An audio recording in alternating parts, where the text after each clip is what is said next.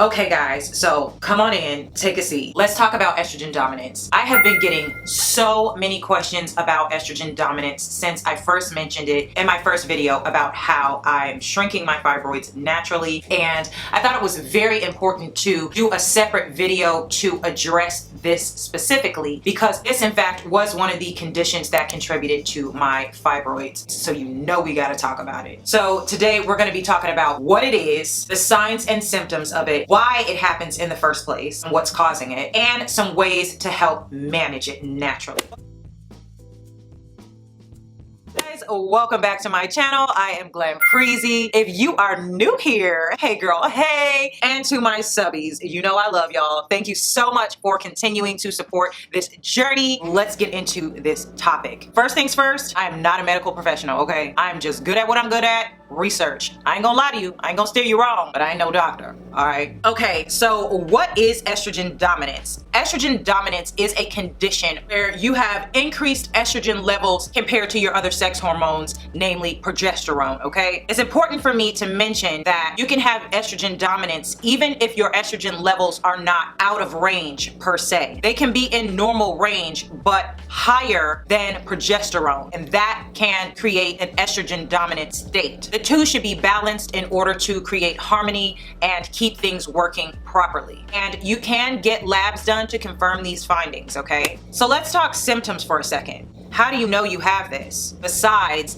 getting a hormone panel done and having it confirmed? Some of the symptoms can be depression, fatigue, weight gain, mood swings, insomnia, fibroids, PCOS, ovarian tumors, hair loss. Some other common symptoms of estrogen dominance, and I'm going to be reading this from hormonebalance.com, are tender, lumpy, and fibrocystic breasts, estrogenic cancers such as breast, ovarian, uterine polyps, endometriosis, PMS, heavy periods, irregular periods, thyroid problems or lots of water retention, infertility, lack of ovulation, and many more. Those are just some of the really common ones. So how does this happen to you? This can happen in many different ways, but one of the ways that it can happen is that you have poor estrogen metabolism or a sluggish liver. Your liver is not processing and getting rid of estrogen optimally. Other causes can be birth control, insulin resistance, environmental pollutants or xenoestrogens. Some other reasons why you might be experiencing this is bad diet, nutritional deficiencies, gut issues, chronic constipation. So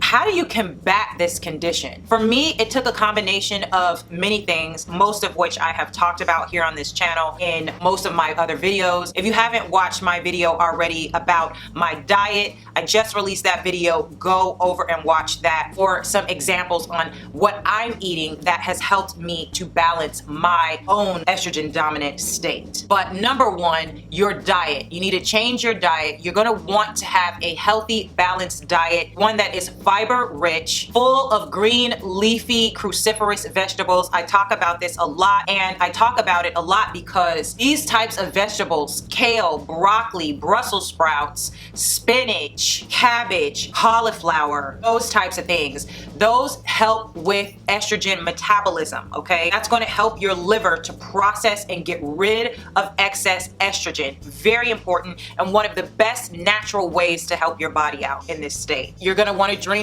green tea. Your girl's always sipping on some. Get you some, okay? Eat a lot of berries and red foods like beets and things of that nature. The red foods tend to help cleanse the blood, and you know that's going to help with your estrogen levels. You are going to want to avoid processed food, highly processed meats. I talked about this in that last video that I did about my diet. So go watch that for more information on that and like specific examples of what I mean. Sugar, especially refined sugar, and dairy. Whoa, no dairy. Dairy needs to find its way out of your diet, okay?